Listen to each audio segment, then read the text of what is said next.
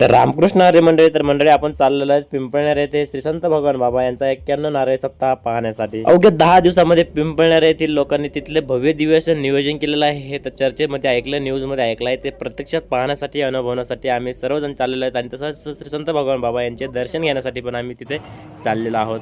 तर फायनली आम्ही पिंपळनेरमध्ये पोहोचलेलो आहे सप्ताहाच्या ठिकाणी। तर पाहू शकतात भव्य दिव्य अशी एस बांधलेली आहे, खूप छान अशी। आणि प्रत्येक सप्ताहामध्ये हा जो बॉल दिसतोय, हा जो फुगा दिसतोय, तो असतोच। मला असं वाटतं या लांबून येणाऱ्या लोकांसाठी लोकेशन दर्शवण्यासाठी असा। तर त्या वेशीच्या आतमध्ये एंट्री केल्यानंतर पाहू शकतात निसर्गरम्य असं वातावरण तयार केलेलं आहे, जबरदस्त असं सीन तयार केलेलं आहे, एक नंबर असं वातावरण तयार केलेलं आहे, जसं काय आपण कुठेतरी 5 स्टार हॉटेलमध्ये किंवा बगीच्यामध्ये आपण गेलेलो असं फील होतं। अरे बापरे, एवढी मोठी गर्दी! मी तर गाडी बाहेरच पार्किंग केली होती, तिथं खूप गर्दी होती। मला वाटलं एवढीच गाडीची पार्किंग आहे, परंतु आतमध्ये आल्यानंतर पाहत होतो इथं पण 2-3 पार्किंग आणि ते पण फुल भरलेले आहेत। पाहू शकतात एकदम जाम झालेलं आहे, एवढी भयानक गर्दी आहे। अरे आता हे कोणते लोक म्हणायचे उन्हाळ्यामध्ये छत्री घेऊन उभा राहिलेले आहेत?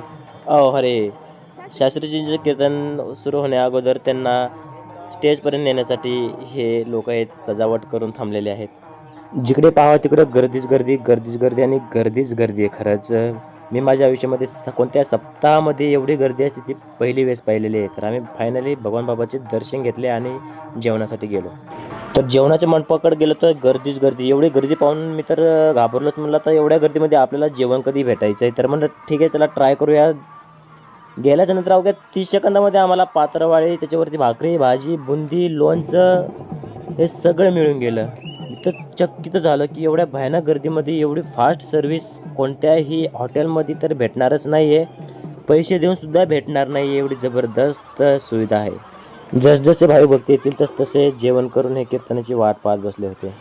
आणि आम्ही पण कीर्तनाची वाट पाहत बाहेर टाइमपास करत होतो हवेमध्ये। तर रुद्र माझ्याकडे होता आणि रुद्र मला आईस्क्रीम द्या म्हणत होता, कारण की त्याने आईस्क्रीम मला गाडा पाहिला होता आणि तो माझ्या मागच लागला होता की बाबा मला आईस्क्रीम द्या, आईस्क्रीम द्या, आईस्क्रीम द्या।